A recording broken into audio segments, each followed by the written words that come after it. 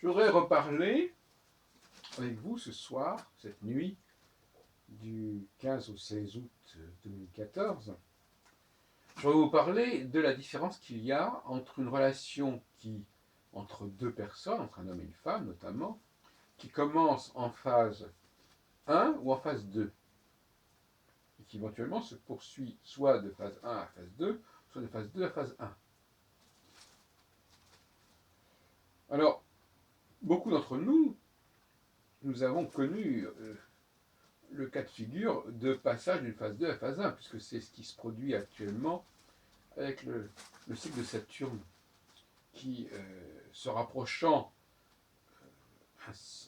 incessamment de la conjonction avec Antares à 8-9 degrés du Sagittaire, du fait de la pression des équinoxes, il n'est plus depuis longtemps, Antares n'est plus depuis longtemps en Scorpion au niveau tropicaliste. Il est toujours évidemment dans la constellation du Scorpion, dans les faits astronomiques classiques.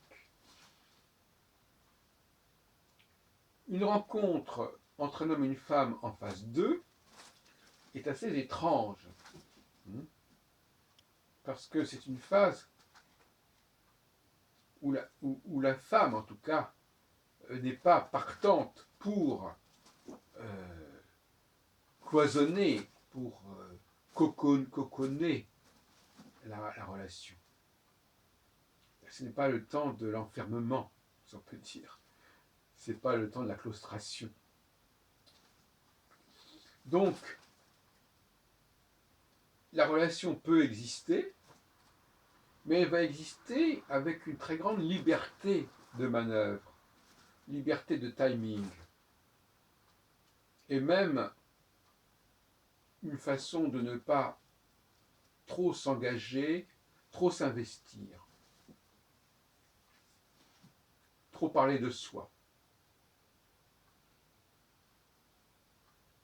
Le problème, c'est que Saturne, qui par exemple il y a 1 an était au début du Scorpion, dans le premier décan du Scorpion, eh ben, il est passé évidemment à la fin de l'année 2013 vers les 20 degrés, 22 degrés du Scorpion. Et à partir de ce moment-là, il a pénétré déjà dans la phase 1.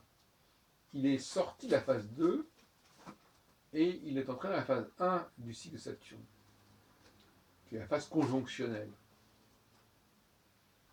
Et à ce moment-là, les gens qui étaient engagés dans une relation de type phase 2 au niveau de leur couple, bah, il a fallu accepter la transition, l'évolution de la relation. L'accepter ou la refuser, bien entendu. Pas de soi. Et on connaît des cas, bien sûr, où les choses se sont mal passées, c'est-à-dire où la transition n'a pas été bien vécue et a été refusée. On n'a pas su trouver, alors c'est justement là peut-être que l'astrologue peut jouer son rôle, doit jouer son rôle, c'est dans la gestion du passage de phase 1 à phase 2 et de phase 2 à phase 1. C'est là que le problème peut se poser. C'est là que sans l'astrologie, on risque de ne pas comprendre ce qui se passe et on risque de ne pas comprendre d'où ça vient, à quoi ça tient, et on va accuser l'autre, je ne sais quoi, d'abus, d'excès, tout ce qu'on voudra. Donc là, le conseil astrologique, il se produit tous les 3 ans et demi, puisque tous les 3 ans et demi, il y a passage phase 1 à phase 2 ou de phase 2 à phase 1. C'est là qu'il doit intervenir. De toute façon, moi, mon conseil est le suivant. De manière un peu cynique, je dirais. De toute façon, ce passage, il est obligatoire, il est obligé. Donc ce n'est pas une question d'accuser le partenaire de faire ceci ou de ne pas manquer cela. Il y a une évolution qui se produit globalement, collectivement. C'est là que mon intérêt, mon astrologie, qui n'est pas une astrologie individuelle, trouve son avantage. Ça permet de dédramatiser la relation avec l'autre en disant non, c'est pas lui qui est comme ceci ou comme cela. C'est le climat, c'est le zeitgeist, c'est l'époque qui veut ça. Et à partir de ce moment-là, bon, bah, on se dit, après tout, pourquoi créer des problèmes inutilement? Il faut mieux se résigner à un changement de phase et autant vivre ce changement de phase avec la personne avec laquelle on se trouvait, parce que de toute façon, on ne trouvera pas de remplaçant. Si on est une femme, tous les hommes vivront la relation avec les femmes de la même façon, globalement, que ce soit dans un sens ou dans l'autre. C'est ça aussi l'intérêt d'une astrologie qui ne soit pas trop personnalisée, parce que ça dédramatise. On dit, voilà, bon, ben, ce sont des lois. Ce sont des lois. Ce pas des cas spéciaux. On ne peut pas faire des lois sur des cas individuels. Ce sont des lois et il vaut mieux rester avec cette personne-là parce que de toute façon, ça va être la même chose avec les autres. Donc, effectivement, accepter actuellement qu'on soit en phase 1 et que pendant cette phase 1, eh bien, on ait envie d'être ensemble.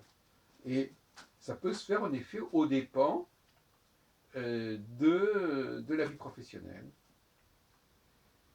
qui devrait passer au second plan par rapport à la vie privée.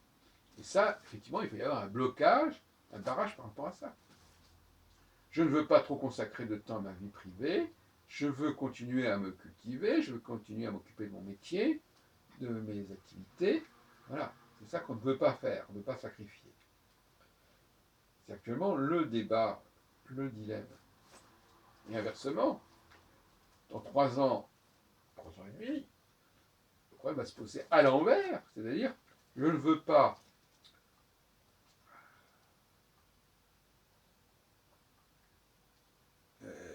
on va être quelqu'un, on va avoir donc un bagage affectif, familial lourd, et la question est de savoir si on sera disposé à